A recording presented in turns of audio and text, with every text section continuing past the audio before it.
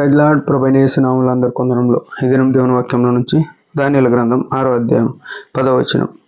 ఇటు శాసనము సంతకం చేయబడినని దానియేలు తెలుసుకొనినను అతడు తన ఇంటికి వెళ్ళి యథాప్రకారముగా అనుదినము ముమ్మారు మోకాలుని తన ఇంటి పైగది కిటికీలు యెరూషలేము తట్టునకు తెరవబడి ఉండగా తన దేవునికి ప్రార్థన చేయుచు ఆయనను స్తుతించుచు వచ్చెను.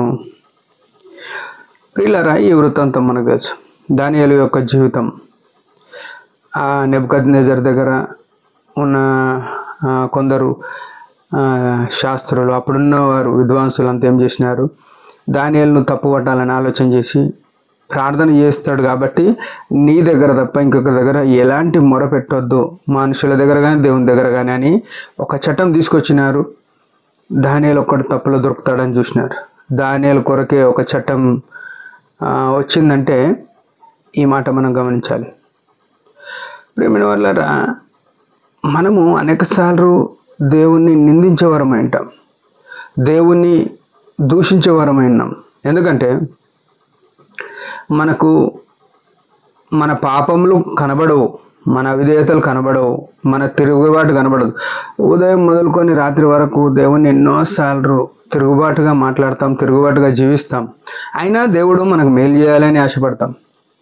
మన పిల్లలు, లేకుంటే మన భార్య, మన భర్త, లేకుంటే మనకు కిందున్నవారు, అంటే పనిచేసే స్థలంలో మనకన్నా కింద ఉన్న వాళ్ళు ఒక మాట మనకు ఎదురు తిరిగితే మనం వ్యసనపడిపోతాం.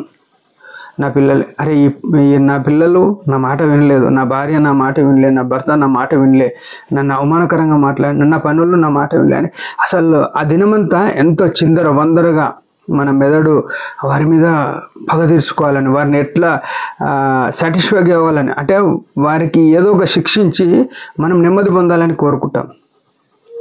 కానీ మనం చేసిన తప్పులు మాత్రం మనకు కనబడాయి. ఇక్కడ దేవుడు దానియేలు జీవితంలో ఈ సమస్యను అనుమతించినాడు. ఆ దానియేలు యథార్థపరుడుగా ఉన్నాడు, యథార్థంగా ఉన్నాడు. అయినా ఆయన జీవితంలోనికి ఈ కష్టం వచ్చింది, ఈ విపత్తు వచ్చింది. ఏమో విపత్తు? ఇట్లా ఎవరైతే ప్రార్థన చేస్తారో సింహాల బోన్లో వేయబడతారు అని వచ్చింది. ఈ స్థలంలో మనం ఉంటే ఏం చేస్తామంటే, నిర్మోహమాటంగా చెప్పుకుంటే ప్రార్థనకు పోం, మందిరానికి పోం.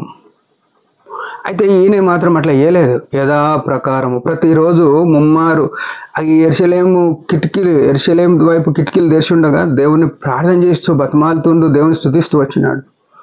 అట్లా ఎన్ని దినాలు జరిగిందో తెలియదు, కానీ ఈయన దొరికేంత వరకు అది జరిగింది. అంటే మన జీవితంలో మనం గుర్తుపెట్టుకోవాల్సింది ఏంటంటే, మనకు సమస్య వచ్చినప్పుడు దేవుని మందిరం మానడము, మనకు కష్టం వచ్చినప్పుడు దేవుని ప్రార్థన చేయడం ఆపడము, దేవుని స్తుతించడం ఆపడం అనేది ఇంకోటి ఏం కాదు, మనం పాపం చేయడం అవుతుంది. దేవునికి మహిమ తీసుకురావాల్సిన స్థలంలో ఉన్న మనం అనుకుంటాం, నేను నిజంగా ఎంత ప్రార్థన చేసినా నాకు ఈ కష్టం వచ్చింది, ఎంత ప్రార్థన చేసినా నేను ఈ సమస్య నుంచి బయటకు వెళ్తానే, ఈ రోగం నుంచి బయటకు వెళ్తాలే, ఈ అప్పు నుంచి బయటకు వెళ్తాలే అని మనం ఇట్లా ఫీల్ అవుతూ ఉంటాం. ఇదంతా ఏం చూపిస్తుంది అంటే, సాతాను మనకు పక్కకుండా చెప్తాడు ఏమనంటే, నీవు ఇంత భక్తిగా ఉన్నావు, నీ భక్తి ఏమైందని చెప్తాడు. కానీ ఆయన నమ్మదగిన వాడు. ఆయన ఇచ్చేంత వరకు ఆయన నిన్ను ఏం చేద్దాం అనుకుంటా అంటే పరీక్ష తీసుకొస్తాడు. పరీక్ష ఏం చేస్తా అంటే, ఎప్పుడు కానీ పరీక్షలో పాస్ అయితే ఉన్నతమైన స్థితికి వెళ్తాం. మన పిల్లలందరూ ఎగ్జామ్లు రాస్తారు, పరీక్షలన్నీ ఏం చేస్తారంటే ఆ పరీక్షల్లో కరెక్ట్గా రాసి పాస్ అయితే పై స్థాయికి వెళ్తారు. ఇప్పుడు ఇక్కడ దానియేలు కూడా పరీక్ష వచ్చింది, ఏమని సింహ బోన్లో వేయడం, ఆ స్థలంలో నుంచి ఆయన పైకి వెళ్ళడానికి అవకాశం వచ్చింది. మనం ఆ విషయం గుర్తుపెట్టుకోం. మనం పరీక్షలు వద్దు ఏమొద్దు, మనం డైరెక్ట్ పాస్ అయిపోవాలి, అన్నిట్లో ముందు ఉండాలి అని కోరుకుంటాం. దేవుడు అది అనుమతించాడు.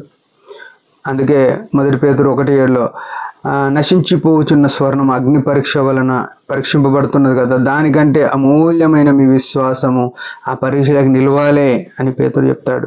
మన జీవితంలో కూడా విశ్వాస యాత్రలో ఇలాంటి పరీక్షలు దేవుడు అనుమతించినప్పుడు మనం ఆ పరీక్షల్లో నిలబడాలి. ఆయన శిలువ రక్తంతో కడగబడిన మనము, ఆయన సంఘంలో నాటబడిన మనము ఆ పరీక్షల్లో గెలిచేవారమై దేవునికి మేము కొరకు జీవించాం. దేవుడి మాట దీవించిన యొక్క చిన్న ప్రార్థన. పరమ తండ్రి యేసు ప్రభు నామమును బట్టి వందనాలు. నిజమే, మేము కూడా దానియేలు వలె వచ్చిన సమస్యలను తట్టుకొని నిలబడుటకు నీ ఆత్మ ద్వారా, నీ వాక్యం ద్వారా, నీ సన్నిధి కాంతి, నీ ముక్కాంతి మా మీద నుంచి గెలిపించమని, నీ మహిమ కొరకు మమ్మల్ని ఉత్తీర్ణులుగా చేసి పై స్థాయికి వెళ్ళడానికి కృపనీయమని యేసు నామములో ప్రార్థిస్తున్నాం తండ్రి. ఆమెన్.